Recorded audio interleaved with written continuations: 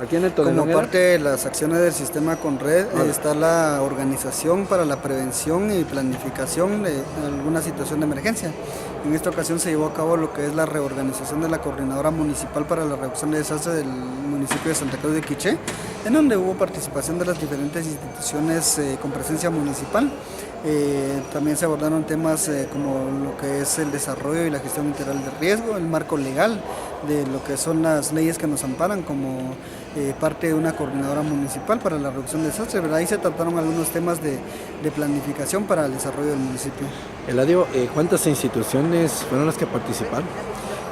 Se hizo una convocatoria de 45 instituciones a nivel municipal, hablando instituciones gubernamentales, ONGs, también lo que son empresas privadas para poder participar dentro de esta organización.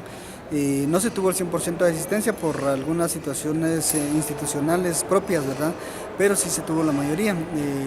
Esto se va a ir actualizando temporalmente a cada cierto tiempo, ¿verdad? Y se espera poder mejorar cada vez más la respuesta institucional. A nivel nacional, creo que las áreas rurales son las más vulnerables por el tema de distancias, por el tema de transportes, por temas de ubicaciones geográficas. Sin embargo, en los cascos urbanos a nivel departamental también hay áreas con bastante vulnerabilidad. En el caso de Santa Cruz de Quiché tenemos, por ejemplo, un tema que se trató hoy, temas como la zona 2, zona 6, zona 5, que hay áreas vulnerables en donde se han hecho coordinaciones para poder atender emergencias y también coordinaciones para poder prevenir y mitigar.